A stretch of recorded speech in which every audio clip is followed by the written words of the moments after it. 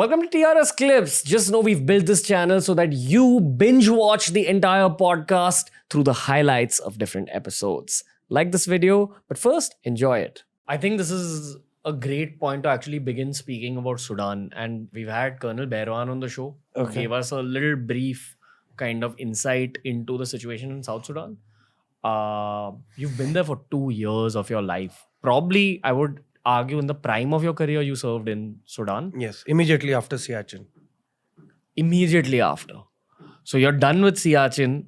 You've seen a version of hell, icy hell almost. You got a break of a bit maybe, or maybe you didn't even get a break. 6 to 7 months, that too preparing physically, training hard, getting to know about the South Sudanese culture, Which is what? traditions, customs. Okay. It's see the division of Khartoum and Juba. Khartoum, when I say, is North Sudan, and Juba is South Sudan. Was based on religion. So Khartoum is Muslim dominated, and South Sudan is Christian dominated. Okay. Gotcha. Then they consist of multiple tribes, but the main tribes which are there are Dinka tribe and the Nuer tribe. So President Salva Kiir is a Dinka, and Vice President Riek Machar is a Nuer. So in 1992, there was a rift between these two tribes where a lot of Dinkas were massacred. And probably that fallout took place, unfortunately, in 2013, where the Dinkas then hit back at the Nuers. However, the Nuers were the ones who tried to do a military coup and tried to assassinate President Salva Kiir. And there things went beyond out of control. And there are few footages where I have reported about tanks firing at people there by the rebels. And we were also a constant target there. So in 2013, we were to move in, and excitement was there, but things drastically changed the day we had to go on the first flight to South Sudan. From the same flight, I was the nominated officer from my Paltan to receive mortal remains of Lieutenant Colonel Mahipal. He was from mechanized infantry, and 4 other ranks, jo jawans hain, who were ambushed in Bor of Maha Regiment. So it was a very eerie and a very goosebump kind of a feeling, where cargo terminal say I was getting the paperwork done, receiving the mortal remains, and side by side I was seeing my troops lined up going to board the same aircraft जिसके luggage बे से ये coffins आए थे. So that was a point of time. As an officer, I was in a dilemma, and I knew that where we are going to go right now is not what everyone has been perceiving it to be. Everybody's mindset changed. UN posting is usually seen as the prestigious posting, is the cream of the Indian Army. We are representatives of our nation. So it's the best of the best that go there on foreign soil to operate. And with that mindset, it is something like that Black Hawk Down kind of a scenario. Like the troops moving out from the airbase into the city to get the guys out. So it was something like that we are going to enter into a country where shit just hit the fan, and there is no escape because the terrain is such, there is no place for cover. What about the Sudanese army? It's called SPLA, Sudanese People Liberation Army. So basically they have a warlord kind of a system. So every area has जैसे सरपंच होते हैं Indian language में, तो वैसे वहाँ पे जो गाँव के सरपंच थे, so they are the people who gets the maximum number of fighters is given a rank accordingly. So a colonel could be a guy of age of 30-year-old. And he's just recruited a lot of younger He's guys. got like 200 guys with him. So they join the SPLA, they get trained and everything. And I think being a warlord is very important in a war-torn country like that. And probably even being aligned with a warlord is very important, just simply to provide for your own family. You've seen that movie 13 Hours, Secret Soldiers of Benghazi? No, sir. You know what was the saving grace of that particular CIA safe house? The local militia. They got them out from there You mean alive. these? So you got to see, initially the SPLA is an amalgamation of both the tribes, Dinka and Nuer tribe. So all is well till they are together and all is smooth. Sab acha hai, no differences happening. But the day when a failed military coup took place on the 6th of December 2013, around 600 to 700 Nuers were massacred in Juba.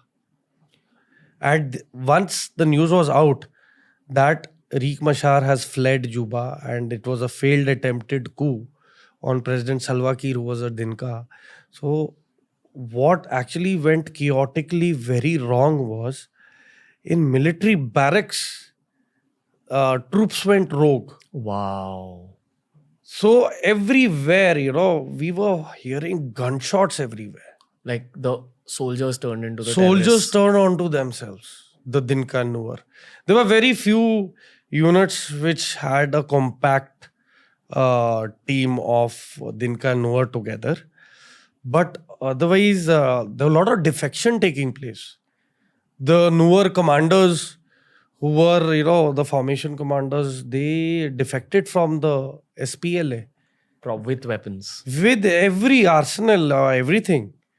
Right from tanks to weapons to ammunition to troops to logistics and administrative support. They said, "Acha, tum sab newer tribe kyo, pack your bags, let's move out and we'll regroup and we'll come and we'll hit them back again." So it was so chaotic, So initial 6 months of 2013 till the month of December, things were like quite okay. Like it was fine. We were focused on our training aid and weapon systems and regular routine and schedule that we had, interactions with the UN staff and training modules taking place for troops regarding human rights and protocols of fire drills and everything. And सब ठीक चल रहा था. But at the back of the mind, 10th of April 2013 का याद था सबको that we had received mortal remains. So be careful. Eventually, 6th December, things went wrong. And on 19th of December, evening 4 o'clock, there was an attack at a temporary operating base in Akobo, where around 3,000 Nuer tribe took over a UN base, which was being run by, which was occupied by our troops, UN troops. And how many troops do you think were there? We had approximately a platoon strength there, 30 people, 30 boys.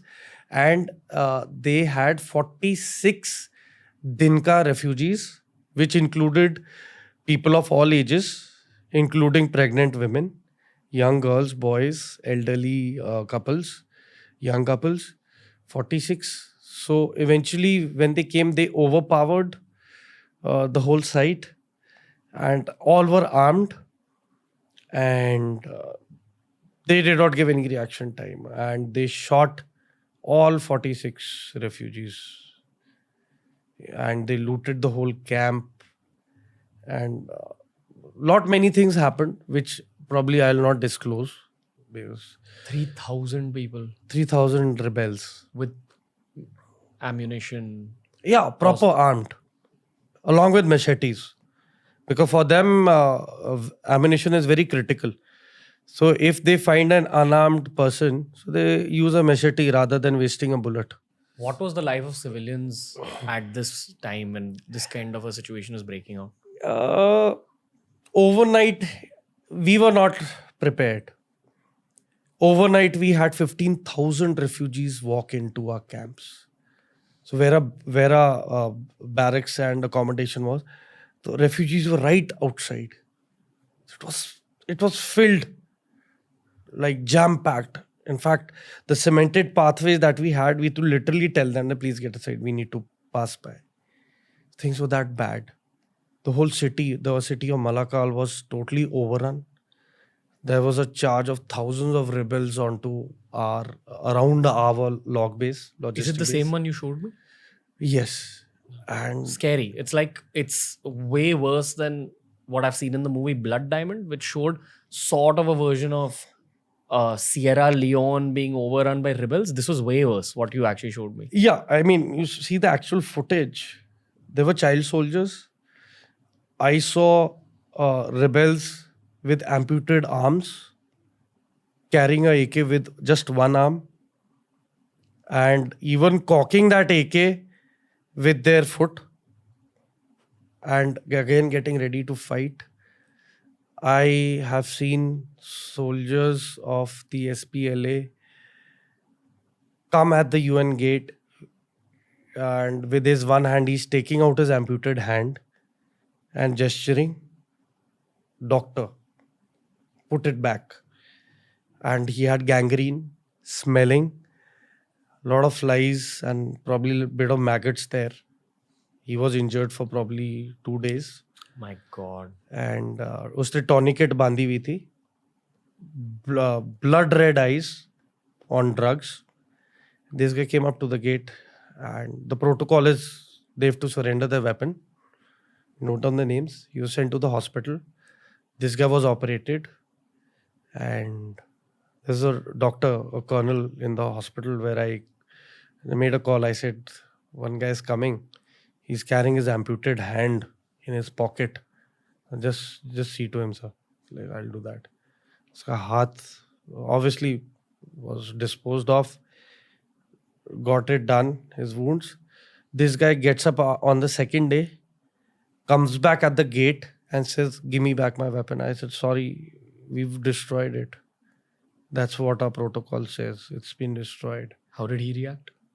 He didn't react much. He just walked out with the glucose, the drip that he had. He just walked out. What does this do to you as an observer? As an observer, I tried my best. I told the hospital staff outside the SPLA, people were already there to take him with them.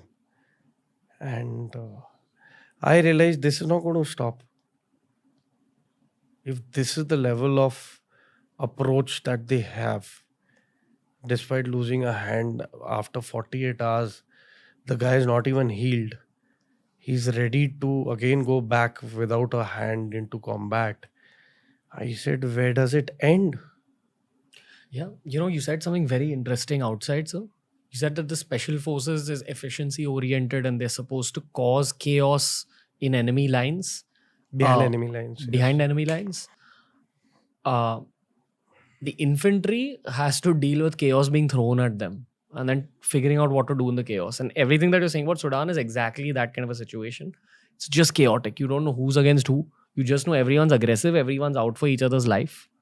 Now you're talking about this soldier who had his own hand in his pocket and then went back into, the war zone like it was just normal. In fact, the moment when he put his hand in the pocket to take out his hand to show it to us, my boys already cocked their weapons and pointed it onto his head.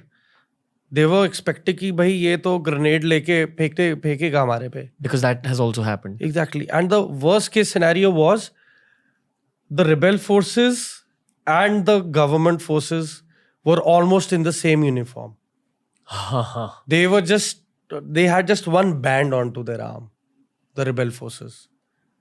For the viewers of this podcast, we just took a 2-minute pause in the middle. It might seem like it's continuous for you on the edit, but we took a 2-minute pause because this is where the chat gets a little bit intense. So you've taken off your blazer. Yes, I'm like, let's get it on now. Yeah. Let's talk a little bit more about this. You just spoke about the mindset of the people there, sir.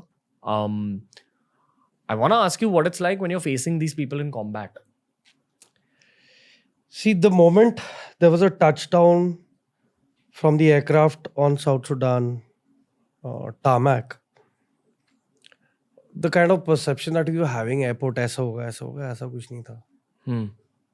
So we got closer to reality the sooner we started moving to our bases. Bases were approximately 500 kilometers away from each other. The most effective and quickest means of transportation was by hepta. So we knew there's no backup. We are on our own. So it was on the 19th of December where I was telling you, October mein ye attack hua tha. We lost 2 JCOs. One rifleman Mandal was shot to the right side of his chest, gunshot wound. This is all in skirmishes? This is when the Nuers came and attacked and killed those 46 refugees and overran the Kobo camp and everything. And the worst part is that the Nuer officials who were part of the government came much later into the picture. They should have been there before to stop things happen. They came after everything was over. There we got a fair picture that things are going to unfold in terms of demography. कि जहाँ पे Nuer tribe ज़्यादा होएगा, Dinkas are going to get hit. Where Dinkas are going to be more, Nuers are going to get hit. So we were to prepare ourselves accordingly. कि भाई तैयार रहो at all our locations. So Malakal is the Upper Nile state which is adjoining North Sudan, Khartoum. It is very oil rich. So जब इनका partition हुआ था तो refineries were left in North Sudan, oil wells were left in South Sudan. So the issue here was that वहाँ पे farming करना मना है, because oil content is so high that if they try to do farming and they try to do digging and all, oil is there. So it's restricted, So that is why, firstly, there are a lot of poverty. Farming ko importance ही नहीं है, everything. And so when this attack took place, then on 20th of December, then the Heptas went in and we got back our boys and everything. BMPs were there, left there, they were disabled. How did those guys survive? There's 3,000 people facing 30 people. The local Nuer officials made it very clear to the rebels that you touch these guys, these Indian troops, the things will go out of proportion. So these 3,000 rebels just came for the 46 refugees? Exactly. Wow. And they tried not to harm the 30 Jawans much? Yes. But in the skirmish, these warrant officers came in, tried to intervene. And they were so high on drugs. The rebels? The rebels, young guys. They shot them point blank in the chest. As in? As in, they said, don't kill these refugees. Let's talk. What is the issue? Let's sit and talk. They are unarmed. But they overthrew, they just took, they almost kidnapped troops with weapons and everything, overpowered them. And things were really not, it was the most unexpected thing to happen there. The least expected ever. And that was a place which was in isolation, nothing there. It is just that they got the news of 46 दूसरे tribe के Dinka लोग हैं वहाँ पे refugees. Okay, let's go in. That's where things went ugly. You spoke about these guys being high on drugs. Yeah. What drugs? I really don't know. They were taking some pills, and the bloodshot eyes, they were child soldiers. Most dreaded element. Why? Child soldier. You're walking by in a patrol. You're going in a vehicle. You just don't know what's in the kid's mind. He might just turn, cock the weapon. In fact, the weapons were always cocked. These were AK-47s? AK-47s. They had rounds in the chamber already. So they never had to follow any drill. It'll just point out and that's it. If you enjoyed this video, just know that this channel was created to enhance and speed up your learning process. Some of India's brightest minds on India's biggest podcast, The Ranveer Show. This is TRS Clips, so make sure you check out all our playlists.